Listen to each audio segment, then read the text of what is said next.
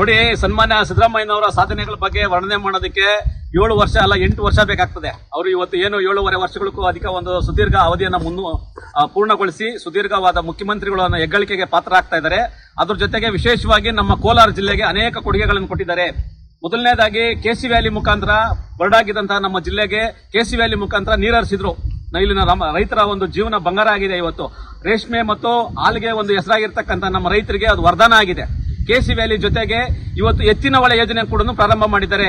ಆ ಎತ್ತಿನ ಹೊಳೆ ಯೋಜನೆ ಏನಾದರೂ ಪ್ರಾರಂಭ ಆದ್ರೆ ನಮ್ಮ ಜಿಲ್ಲೆಯಲ್ಲಿ ಶಾಶ್ವತವಾಗಿ ಏನು ಮುಖ್ಯಮಂತ್ರಿ ಸಿದ್ದರಾಮಯ್ಯನವರು ಅನ್ನರಾಮಯ್ಯ ಅಂತ ಹೇಳ್ತಾರೆ, ಮುಂದಿನ ದಿನಗಳಲ್ಲಿ ದಾಖಲೆ ರಾಮಯ್ಯ ಆಗಿ ನೀರಾವರಿ ರಾಮಯ್ಯನಾಗಿ ಕೋಲಾರ ಜಿಲ್ಲೆಯ ಜನಮಾನಸದಲ್ಲಿ ಅವರು ಅಚ್ಚಳಿದೆ ಉಳಿತಾರೆ ಅಂತ ಹೇಳೋದಕ್ಕೆ ಕೂಡ ಈ ಸಂದರ್ಭದಲ್ಲಿ ನಾನು ಇಷ್ಟಪಡ್ತಾ ಇದ್ದೀನಿ. ಅದ್ರ ಜೊತೆಗೆ ವಿಶೇಷವಾಗಿ ಏನು ಬಡ ಮಕ್ಕಳಿಗೆ ವಿಶೇಷವಾಗಿ ನಮ್ಮ ಕೋಲಾರ ಜಿಲ್ಲೆಯ ಒಂದು ಆರೋಗ್ಯ ದೃಷ್ಟಿಯಿಂದ ಒಂದು ಮೆಡಿಕಲ್ ಕಾಲೇಜ್ ಅನ್ನು ಮಂಜೂರು ಮಾಡಿದ್ದಾರೆ. ಅದು ಅತ್ಯಂತ ಕ್ಷಿಪ್ರಗತಿಯಲ್ಲಿ ಬೇಗ ಪ್ರಾರಂಭ ಮಾಡಬೇಕು ಅಂತ ಕೂಡ ಕೋಲಾರ ಜಿಲ್ಲೆಯ ಎಲ್ಲ ಶಾಸಕರ ಪರವಾಗಿ ಮತ್ತು ಕಾರ್ಯಕರ್ತರ ಪರವಾಗಿ ಕೋಲಾರ ಜಿಲ್ಲೆಯ ಜನತಾ ಪರವಾಗಿ ನನ್ನ ಸನ್ಮಾನ್ಯ ಮುಖ್ಯಮಂತ್ರಿಗಳಲ್ಲಿ ಮನವಿ ಮಾಡೋದಕ್ಕೆ ಈ ಸಂದರ್ಭದಲ್ಲಿ ಕೂಡ ಇಷ್ಟಪಡ್ತಾ ಇದ್ದೀನಿ.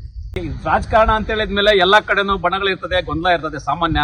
ಮತ್ತೆ ಸಚಿವ ಸ್ಥಾನದ ಆಕಾಂಕ್ಷಿಗಳಿದ್ದಾರೆ, ಅದ್ರ ಕೂಡ ನೀವು ಹೇಳ್ತಾ ಇದ್ರೆ ಗೊಂದಲ ಇದೆ ಅಂತ.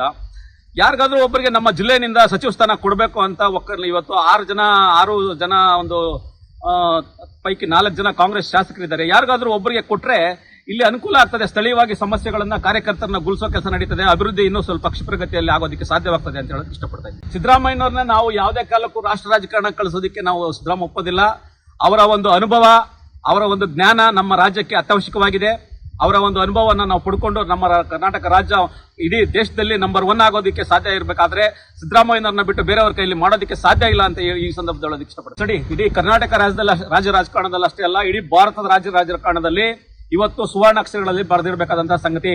ಯಾಕಂತ ಹೇಳಿದ್ರೆ ಗ್ರಾಮೀಣ ಭಾಗದಿಂದ ಒಬ್ಬ ಸಾಮಾನ್ಯ ವಿದ್ಯಾರ್ಥಿಯಾಗಿ ಸರ್ಕಾರಿ ಶಾಲೆಯಲ್ಲಿ ಓದಿದಂತಕ್ಕಂತಹ ಸನ್ಮಾನ್ಯ ಸಿದ್ದರಾಮಯ್ಯನವರು ಇವತ್ತು ಮುಖ್ಯಮಂತ್ರಿಗಳಾಗಿ ಕರ್ನಾಟಕ ರಾಜ್ಯದಲ್ಲಿ ಸುದೀರ್ಘವಾದಂತಹ ಆಡಳಿತವನ್ನು ನಡೆಸಿಕೊಂಡು ಹೋಗ್ತಿರ್ತಕ್ಕಂತಹ ಒಂದು ದಾಖಲೆಯನ್ನು ಬರೆದಿರ್ತಕ್ಕಂತಹ ಅಹಿಂದ ವರ್ಗಗಳ ನಾಯಕರು, ಅಭಿವೃದ್ಧಿ ಅಧಿಕಾರರು, ನಮ್ಮೆಲ್ಲರ ನೆಚ್ಚಿನ ಅನ್ನರಾಮಯ್ಯ ಅಂತ ಏನು ಹೇಳ್ತಾ ಇದ್ರು, ಇವತ್ತಿಂದ ದಾಖಲೆ ರಾಮಯ್ಯನಾಗಿ ಅವರು ಇತಿಹಾಸದ ಪುಟಗಳಲ್ಲಿ ಚಿರಸ್ಥಾಯಿಯಾಗಿರ್ತಾರೆ. ಅದಕ್ಕೋಸ್ಕರ ಇಡೀ ಕೋಲಾರ ಜಿಲ್ಲೆಯ ಯುವಕರ ಪರವಾಗಿ, ಕೋಲಾರ ಜಿಲ್ಲೆಯ ಜನತೆಯ ಪರವಾಗಿ ನಾನು ಸನ್ಮಾನ್ಯ ಸಿದ್ದರಾಮಯ್ಯನವರ ಹತ್ರ ನಾನು ಅಭಿನಂದನೆಯನ್ನು ಸಲ್ಲಿಸ್ತಾ ಇದ್ದೀನಿ ಸರ್.